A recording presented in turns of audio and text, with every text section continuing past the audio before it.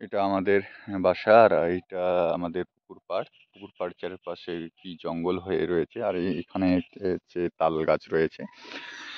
এই যে দেখুন তাল গাছ, এই তাল গাছের এখানে তাল কুড়াতে এসেছি। অনেক তাল আহ, রয়েছে, পড়ে রয়েছে। হঠাৎ আগে কখনো হচ্ছে কিছুদিন থেকে তাল খাওয়ার খুব ইচ্ছা।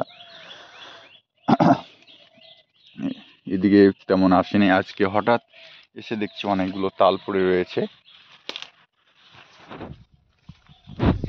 এখানে অনেক বিলাই হাঁচির গাছ রয়েছে, এই যে কাঁটা কাঁটা গাছগুলো, একদম বড়শির মতো কাঁটা।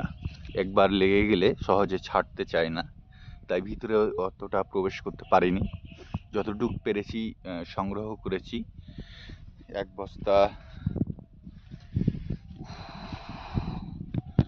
বস্তা তাল কুড়িয়েছি।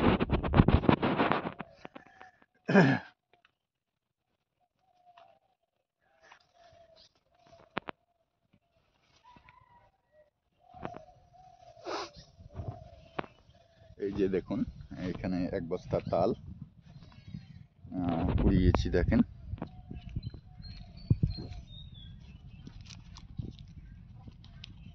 আরও রয়েছে, সেগুলো কুড়ানো যায়নি। আর বস্তাটা তেমনও ভালো না, তাই বেশি আটা যাবে না, তাই যতটুকু পেরেছি তাল কুড়িয়েছি। এবং পুকুরও অনেক পড়ে রয়েছে।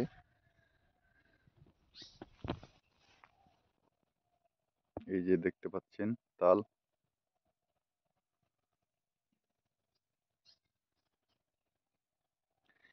পুকুরে ব্যবহার করা না, গোসল বা কোনো কিছু ব্যবহার করা হয় না, তাই পুকুর পাড়টাও তেমন পরিষ্কার পরিচ্ছন্ন নয়।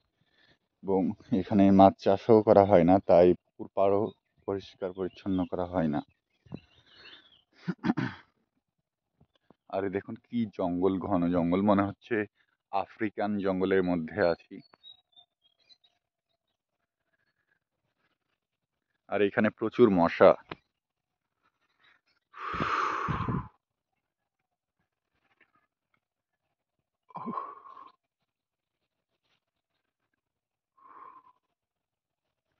তো গাইস, ভালো থাকবেন, সুস্থ থাকবেন, একে অপরের খেয়াল রাখবেন, আর সবার ভিডিও দেখবেন। ভিডিওতে লাইক কমেন্ট শেয়ার করে পাশে থাকবেন। আমিও ইনশাল্লাহ আপনাদের পাশে থাকবো, পাশে থাকার চেষ্টা করব। আমরা যদি সবাই একে অপরের পাশে থাকি, একে অপরকে সহযোগিতা করি, ইনশাল্লাহ আমরা সবাই এগিয়ে যেতে পারবো সামনের দিকে। এই প্ল্যাটফর্মে কেউ কারো সহযোগিতা ছাড়া কখনোই সামনের দিকে এগোনো যায় না। তাই আসুন আমরা সবাই সবার পাশে থাকি এবং সবাইকে সহযোগিতা করি, লাইক কমেন্ট শেয়ার করে এবং ফলো দিয়ে পাশে থাকি। আল্লাহ হাফেজ, এখানেই বিদায় নিচ্ছি। সবাই ভালো থাকবেন, সুস্থ থাকবেন। Tata, bye bye.